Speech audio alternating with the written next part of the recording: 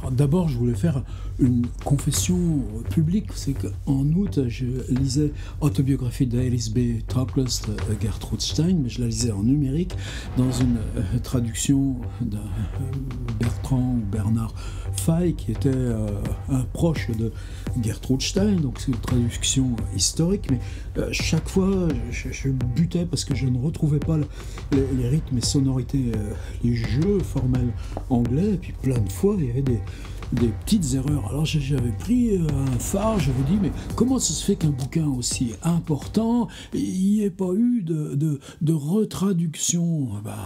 À peine j'avais posté la vidéo, mais c'est lourd quand même, tu peux pas recorriger comme ça, que je la trouvais, la retraduction. C'est Martin Richer, j'ai déjà des traductions de Martin Richer de Gertrude Stein, c'est 2021, c'est tout frais, c'est chez Cambourakis.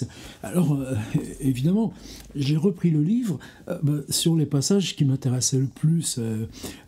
Par exemple, cette histoire de voiture de Gertrude Stein en 1916 avec Alice Toklas. Il y a une espèce de fonds d'aide aux soldats américains en France, les blessés, les prisonniers, et puis leur porter des médicaments, des secours, des couvertures, à manger.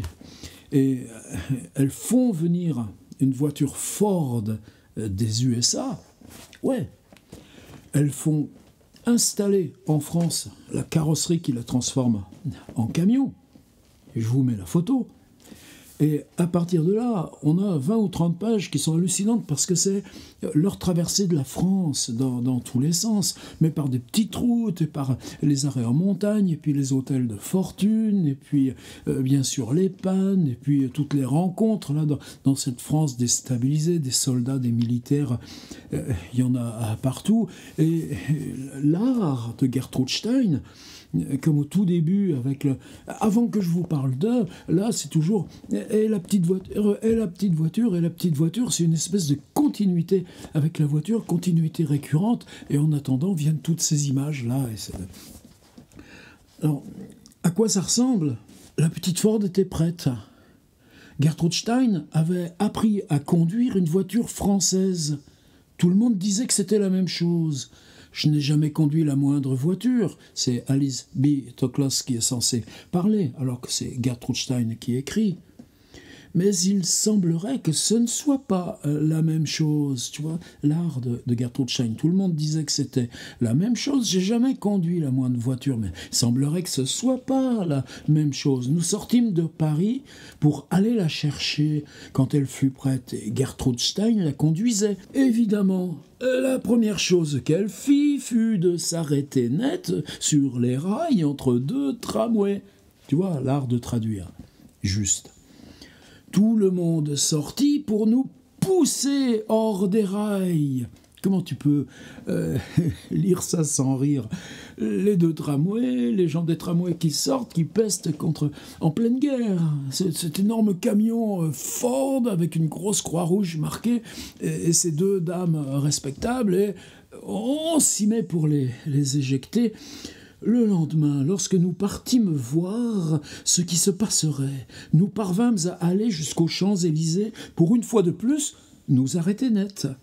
Une foule nous poussa jusqu'au trottoir et chercha ensuite à découvrir ce qui n'allait pas. Gertrude Stein tourna la manivelle. Vous verrez après qu'il y a une petite contradiction là. La foule tout entière tourna la manivelle. J'adore. Rien. Enfin, un vieux chauffeur nous dit « Plus d'essence ». Nous dîmes fièrement « Mais si, au moins un gallon !» Il insista pour regarder, bien entendu, et il n'y en avait plus. C'est-à-dire, tu mets de l'essence dans la voiture? Bah oui, mais un peu plus tard, il n'y en a plus d'essence. Puis la foule arrêta toute une procession de camions militaires qui remontaient les Champs-Élysées. Tous les camions s'arrêtèrent et quelques soldats apportèrent un immense réservoir d'essence pour essayer d'en verser dans la petite Ford. Naturellement, l'opération n'eut aucun succès. Enfin, monté dans un taxi, j'allai dans un magasin de notre quartier, je revins avec un bidon d'essence et nous arrivâmes enfin à l'Alcazar d'été. Alors, le quartier général journal l'American Found of a French Wounded. Mrs. Lathrop attendait qu'une des voitures la menotte à Montmartre. Le jeu des subjonctifs. Je lui proposai immédiatement les services de la nôtre et sortis le dire à Gertrude Stein. Mrs. Lathrop arriva, la voiture s'en alla. Je dois avouer avoir été terriblement nerveuse jusqu'à ce qu'elles revinssent. Mais elles revinrent bel et bien. Et c'est là ce passage qui justifiait pour moi de vraiment aller voir de près la nouvelle traduction de Martin Richer. Nous consultâmes Madame Lathrop. Elle nous envoya à Perpignan, une région dans laquelle un grand nombre d'hôpitaux n'avaient jamais été visités par une organisation américaine. Nous partîmes. Nous n'avions jamais été plus loin de Paris en voiture que Fontainebleau. Ce fut terriblement excitant. Nous eûmes quelques aventures. Nous fûmes surprises par la neige. J'eus la conviction que nous avions pris la mauvaise route. Je voulais faire marche arrière. « Bonne ou mauvaise route ?» dit Gertrude Stein. « Nous continuons. » Elle arrivait mal à faire marche arrière. Et je peux même dire aujourd'hui encore, quand elle conduit quelque voiture que ce soit, elle a toujours du mal à faire marche arrière. Elle avance admirablement, écrit Gertrude Stein de Harrisby Talkless, parlant de Gertrude Stein conduisant. Elle avance admirablement. Elle ne recule pas convenablement. Les seules disputes violentes que nous avons eues en lien avec sa conduite en voiture ont porté sur le sujet de la marche arrière. Et vous, quand vous conduisez une voiture, vous savez faire marche arrière ? Ensuite, tous ces soldats qu'on croise sur les routes, nous nous arrêtions toujours pour prendre des soldats. Nous n'avons jamais eu que des expériences on ne peut plus agréables avec ces soldats. Certains avaient, comme nous le découvrions parfois, des caractères assez durs. Gertrude Stein dit un jour à un soldat qui faisait quelque chose pour elle, il faisait toujours quelque chose pour elle.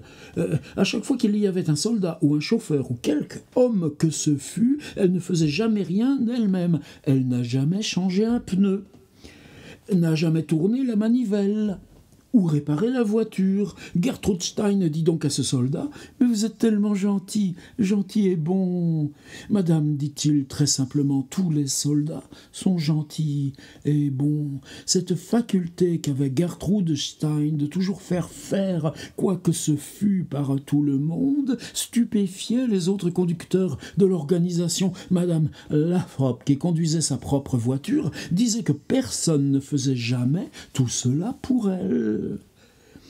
Ce n'était pas que les soldats. Un chauffeur lâchait le volant de son véhicule de fonction place Vendôme pour tourner la manivelle de la vieille Ford de Gertrude Stein. Gertrude Stein disait que les autres semblaient si rodés qu'il était évident qu'il ne viendrait à l'esprit de personne de faire quoi que ce fût pour elle. Quant à elle, elle n'était pas rodée, elle était avenante, elle était démocratique. Une personne en valait une autre, et elle savait ce qu'elle voulait. Si vous êtes ainsi fait, les gens feront n'importe quoi pour vous. Le plus important, insiste-t-elle, c'est qu'il faut avoir au plus profond de soi le sens de l'égalité. Alors, les gens feront tout pour vous. Et puis, attendez, il y en a encore des histoires avec la voiture. Tu vois, ce carnet, c'est ça aussi. Une petite joie au jour le jour. Si tu marques dans ta tête, tiens, ce serait bien que je parle de ça. Gertrude Stein ne pratique pas la marche arrière. Et ben voilà, c'était aujourd'hui, c'est fait. Tu vois, c'est tellement mieux que de dire « Je vais vous parler de l'autobiographie d'Harrisby Talkless par Gertrude Stein dans la traduction de Martin Richer. » Non, non, non, non. Petit journal de lecture.